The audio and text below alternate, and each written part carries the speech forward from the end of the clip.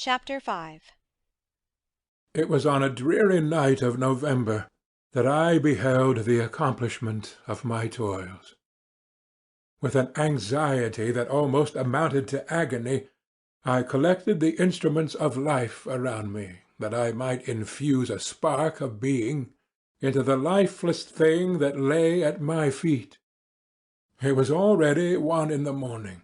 The rain pattered dismally against the panes, and my candle was nearly burnt out, when, by the glimmer of the half-extinguished light, I saw the dull yellow eye of the creature open. It breathed hard, and a convulsive motion agitated its limbs.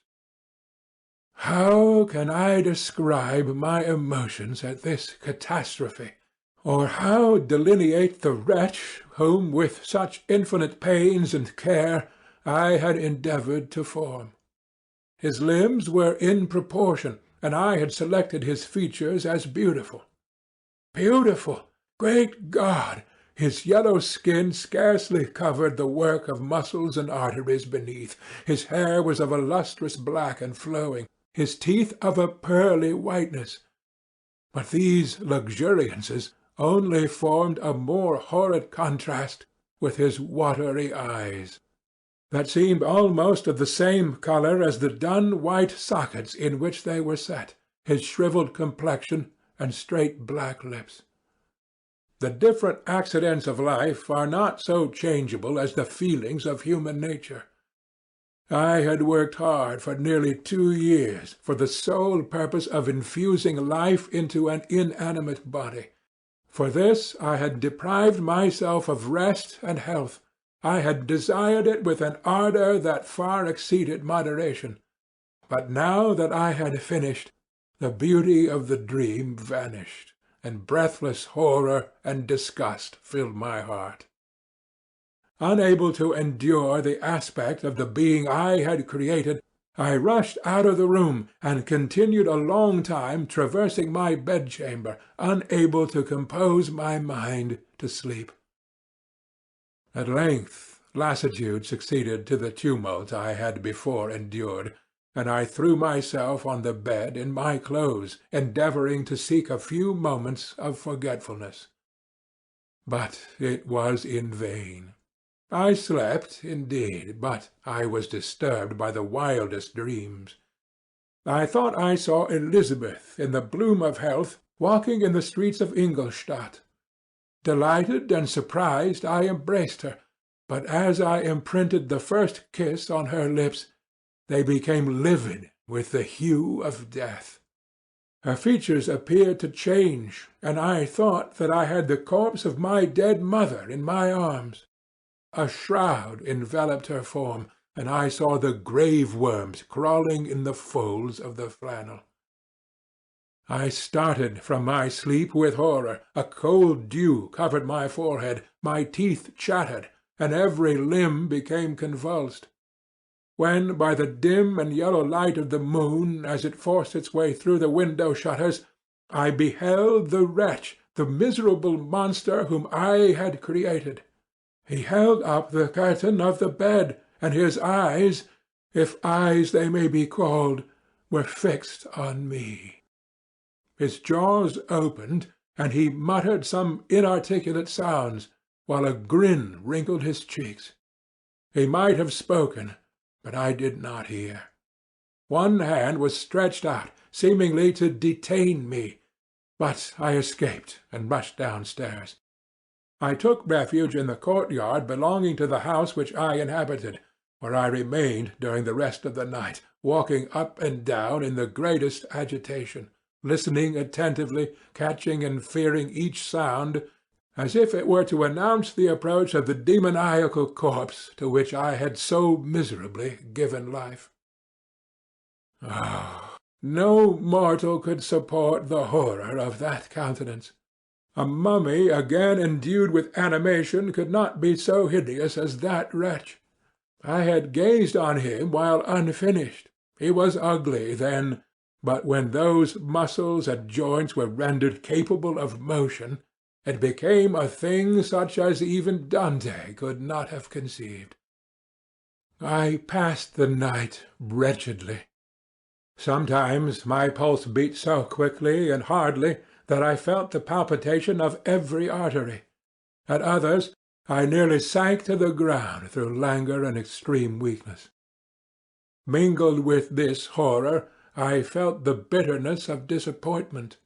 Dreams that had been my food and pleasant rest for so long a space were now become a hell to me, and the change was so rapid, the overthrow so complete. Morning, dismal and wet, at length dawned, and discovered to my sleepless and aching eyes the church of Ingolstadt, its white steeple and clock, which indicated the 6th hour. The porter opened the gates of the court which had that night been my asylum, and I issued into the streets, pacing them with quick steps, as if I sought to avoid the wretch whom I feared every turning of the street would present to my view. I did not dare return to the apartment which I had inhabited, but felt impelled to hurry on, although drenched by the rain which poured from a black and comfortless sky. I continued walking in this manner for some time, endeavoring by bodily exercise to ease the load that weighed upon my mind. I traversed the streets without any clear conception of where I was or what I was doing. My heart palpitated in the sickness of fear, and I hurried on with irregular steps, not daring to look about me. Like one who, on a lonely road, doth walk in fear and dread, and, having once turned round, walks on and turns no more his head, because he knows a frightful fiend doth close behind him tread. Continuing this, I came at length opposite to the inn at which the various diligences and carriages usually stopped. Here I paused, I know not why.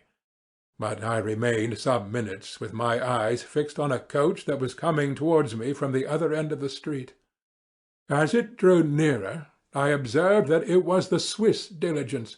It stopped just where I was standing, and on the door being opened, I perceived Henry Clerval, who, on seeing me, instantly sprung out. "My dear Frankenstein," exclaimed he, "how glad I am to see you! How fortunate that you should be here at the very moment of my alighting!" Nothing could equal my delight on seeing Clerval. His presence brought back to my thoughts my father, Elizabeth, and all those scenes of home so dear to my recollection. I grasped his hand, and in a moment forgot my horror and misfortune. I felt suddenly, and for the first time during many months, calm and serene joy. I welcomed my friend, therefore, in the most cordial manner, and we walked towards my college. Clerval continued talking for some time about our mutual friends and his own good fortune in being permitted to come to Ingolstadt. "You may easily believe," said he, "how great was the difficulty to persuade my father that all necessary knowledge was not comprised in the noble art of book-keeping, and indeed I believe I left him incredulous to the last, for his constant answer to my unwearied entreaties was the same as that of the Dutch schoolmaster and the vicar of Wakefield. I have 10,000 florins a year without Greek, I eat heartily without Greek. But his affection for me at length overcame his dislike of learning, and he has permitted me to undertake a voyage of discovery to the land of knowledge." "It gives me the greatest delight to see you. But tell me how you left my father, brothers, and Elizabeth." "Very well, and very happy, only a little uneasy that they hear from you so seldom. By the by, I mean to lecture you a little upon their account myself. But, my dear Frankenstein," continued he, stopping short and gazing full in my face, "I did not before remark how very ill you appear. So thin and pale, you look as though you had been watching for several nights." "You have guessed right. I have lately been so deeply engaged in one occupation that I have not allowed myself sufficient rest, as you see. But I sincerely hope, that all these employments are now at an end, and that I am at length free." I trembled excessively. I could not endure to think of, and far less to allude to, the occurrences of the preceding night. I walked with a quick pace, and we soon arrived at my college. I then reflected, and the thought made me shiver, that the creature whom I had left in my apartment might still be there, alive and walking about. I dreaded to behold this monster, but I feared still more that Henry should see him. Entreating him, therefore, to remain a few minutes at the bottom of the stairs, I darted up towards my own room. My hand was already on the lock of the door before I recollected myself. I then paused, and a cold shivering came over me. I threw the door forcibly open, as children are accustomed to do when they expect a spectre to stand in waiting for them on the other side, but nothing appeared. I stepped fearfully in. The apartment was empty, and my bedroom was also freed from its hideous guest. I could hardly believe that so great a good fortune could have befallen me, but when I became assured that my enemy had indeed fled, I clapped my hands for joy and ran down to Clerval. We ascended into my room, and the servant presently brought breakfast, but I was unable to contain myself. It was not joy only that possessed me. I felt my flesh tingle with excess of sensitiveness, and my pulse beat rapidly. I was unable to remain for a single instant in the same place. I jumped over the chairs, clapped my hands, and laughed aloud. Clerval at first attributed my unusual spirits to joy on his arrival, but when he observed me more attentively, he saw a wildness in my eyes for which he could not account, and my loud, unrestrained, heartless laughter frightened and astonished him. "My dear Victor," cried he, "what, for God's sake, is the matter? Do not laugh in that manner. How ill you are! What is the cause of all this?" "Do not ask me," cried I, putting my hands before my eyes, for I thought I saw the dreaded spectre glide into the room. "He can tell. Oh, save me, save me!" I imagined that the monster seized me. I struggled furiously, and fell down in a fit. Poor Clerval! What must have been his feelings? A meeting, which he anticipated with such joy, so strangely turned to bitterness. But I was not the witness of his grief, for I was lifeless, and did not recover my senses for a long, long time. This was the commencement of a nervous fever which confined me for several months. During all that time Henry was my only nurse. I afterwards learned that, knowing my father's advanced age and unfitness for so long a journey, and how wretched my sickness would make Elizabeth, he spared them this grief by concealing the extent of my disorder. He knew that I could not have a more kind and attentive nurse than himself, and, firm in the hope he felt of my recovery, he did not doubt that, instead of doing harm, he performed the kindest action that he could towards them. But I was in reality very ill, and surely nothing but the unbounded and unremitting attentions of my friend could have restored me to life. The form of the monster on whom I had bestowed existence was forever before my eyes, and I raved incessantly concerning him. Doubtless my words surprised Henry. He at first believed them to be the wanderings of my disturbed imagination, but the pertinacity with which I continually recurred to the same subject persuaded him that my disorder indeed owed its origin to some uncommon and terrible event.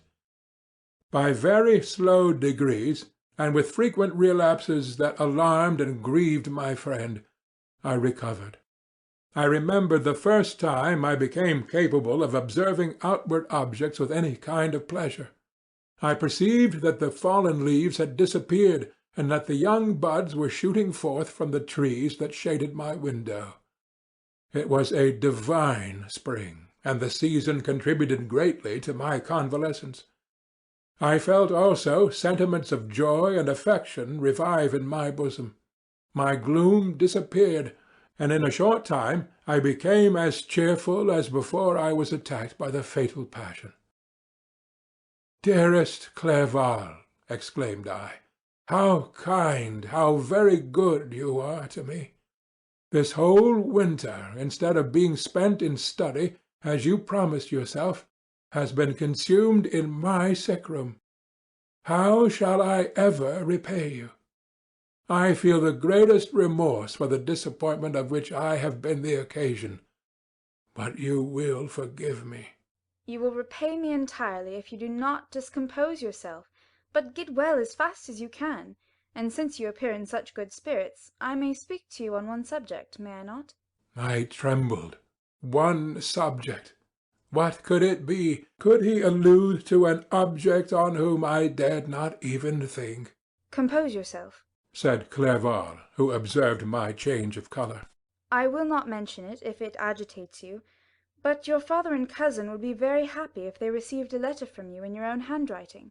They hardly know how ill you have been, and are uneasy at your long silence. Is that all, my dear Henry? How could you suppose that my first thought would not fly towards those dear, dear friends whom I love, and who are so deserving of my love? If this is your present temper, my friend, you will perhaps be glad to see a letter that has been lying here some days for you. It is from your cousin, I believe. End of Section 7.